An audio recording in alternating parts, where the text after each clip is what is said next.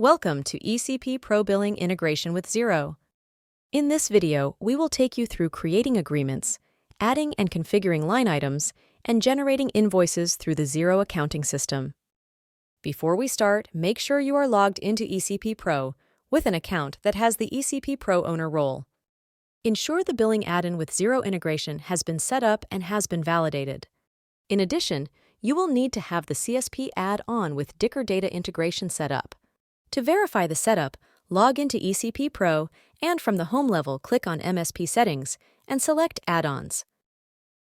Ensure the billing module is listed.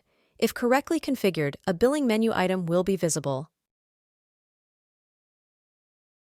Verify that the Xero billing add-on is listed. You will also need one of the CSP add-ons like Dicker data.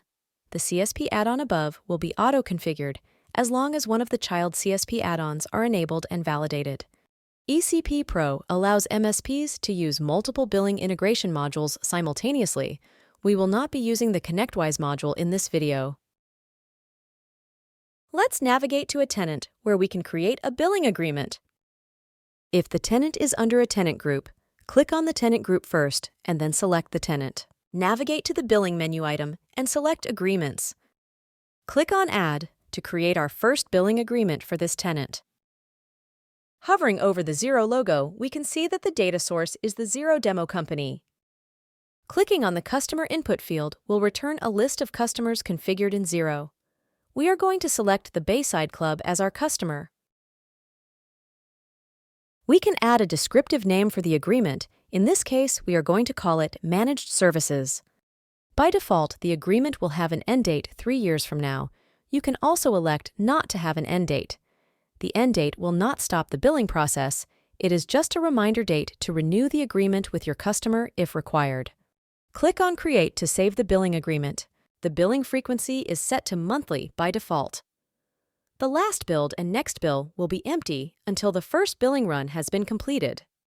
If the agreement includes Azure consumption charges and you would like to charge a markup beyond the rebate that you receive from Microsoft, enter a percentage in the default Azure markup field. Click on Update to save the changes to the billing agreement. Any Azure subscription line items added on the right of the screen will have the default Azure markup applied. Auto License Sync mode is turned on by default. Licenses will be synced automatically when the refresh button is clicked. This demo customer has only 2 licenses purchased from Microsoft. Clicking on the Office 365 E3 license, we can see Microsoft's standard product code. The code matches the product code created previously in Xero. Looking at the products and services in Xero, we can see the 2 product codes defined in Xero. Using the Microsoft product code in Xero allows automatic matching of products. The unit price and product code is retrieved from Xero. EcpPro will update the quantity with accurate values. It is possible to change the product code in EcpPro, for example, to an Office 365 bundle with signature management. However, when a new subscription is added, in this case, you will need to manually update the billing product code. Therefore, to allow the billing system to automatically manage invoicing of new license subscriptions, it is best to stick with the default Microsoft product codes. Many customers would like to see the names of their staff that have a particular license assigned to them. EcpPro will include all users with the license assigned to them in the description of the invoice line item. Click on Include Usernames in Description to enable this feature. Refresh the line items to retrieve the user details. The test user, License Waster, is now listed in the description. If you need to provision a test account, support account, or service account into a customer's tenant, you can mark the account as a support account in EcpPro. In the billing agreement line item, you can include or exclude support accounts from the invoice to the customer. EcpPro support 2 methods for calculating Azure consumption. The first is on a per-subscription basis and the second is group-based. We will explore both methods in this video. Let's start with Azure consumption by subscription. While not very common, EcpPro supports billing where a customer has more than one subscription in a single tenant. If more than one subscription exists in a tenant, then the subscription name will be included in the line item. The price on the left shows the base price, and the price on the right includes the Azure markup set for the agreement. Clicking on the first Azure subscription, we can see the base or RRP price and the customer total. That includes the markup. The Microsoft rebate can be excluded from the subscription total. The rebate code is configured in the CSP add-on module, in our case, the Dicker Data module. Next, we will look at billing based on group membership. In this example, we will bill the customer a support charge for all users in the development distribution group. We can include the usernames in the description as before, and we can exclude or include support and disabled user accounts. We can see the group membership line item in the agreement. Note that the quantity is 0. Clicking the refresh button will synchronize the agreement with Entra ID and populate the accurate user count in the quantity field. The quantities are updated automatically by EcpPro each day, or can be refreshed at any time by clicking on the refresh button. The mailbox-based billing item can be used where a customer is charged on a per-mailbox basis for signature management, Office 365 backup or support for mailbox users. Once again, we can specify if we want to include usernames in the description of the invoice. You can choose to include or exclude mailboxes for disabled accounts, support accounts, and shared mailboxes. As before, the user count will show as 0 until we click refresh or allow the background refresh to run. The green background on a line is a visual indicator that the quantity for that line item has been updated during the refresh. If the auto license sync mode is enabled on an agreement, then new licenses will automatically be added to an agreement. No need to manually add licenses when a new license type is added to a customer. On agreements where you don't want licenses included, you can turn auto license sync mode off. This is useful, for example, if your customer requires 2 separate invoices and you want to include licenses only on one of the 2 invoices. We will turn off auto license sync mode, click update, and then remove the license line items. When we click refresh now, we don't add any licenses back into the agreement.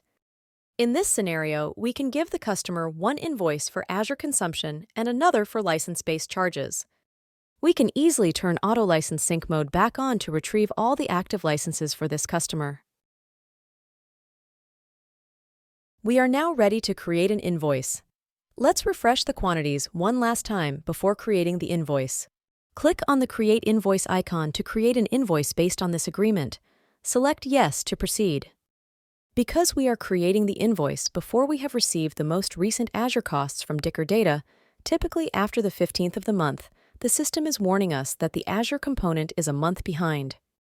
The delay in getting the Azure costs is a good reason to create separate invoices for Azure consumption and license-based charges.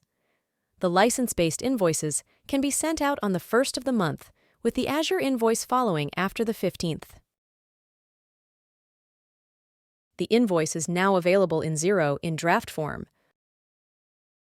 Here we can see all the invoice details in Xero. EcpPro keeps track of license counts on a daily basis. This allows you to select either standard billing based on the number of active licenses on billing day, or pro rata-based billing that will calculate an average license count over the last billing period. Looking at the Microsoft license subscription page for this tenant, we can see the Office 365 E3 license has a quantity of 1. Under standard billing, the customer would be billed for 1 license.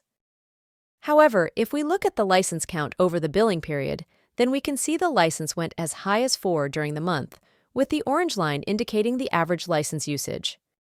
Looking in Xero at the regenerated invoice based on pro rata billing, we can see the Office 365 E3 license now has the average quantity for the billing period.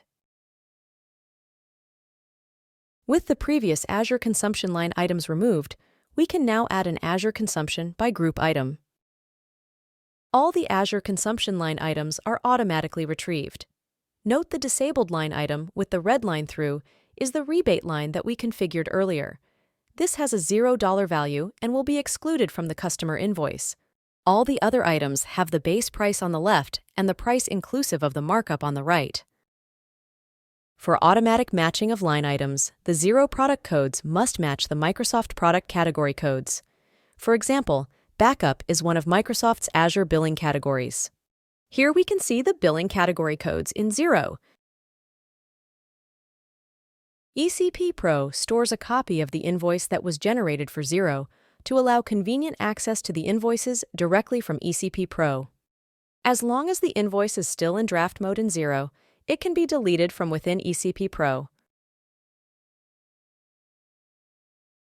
The draft invoice will also be deleted from Xero.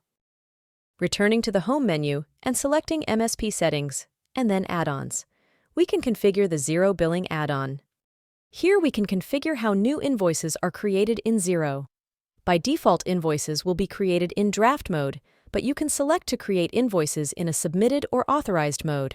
Payment terms can also be set on this screen. That concludes our look at the EcpPro billing module with Xero Accounting Integration. If you are an existing EcpPro customer or conducting a trial of EcpPro, please register with your company email address at wiki.ecppro.support. Click on Create Account on the Wiki homepage. Once you have registered, log into the EcpPro Support Wiki. The Wiki layout mirrors the menu structure of EcpPro to make it easy to find help. Alternatively, use the search box at the top of the screen. Thank you for watching this EcpPro training video. If you have any questions, please email us at support@ecppro.com.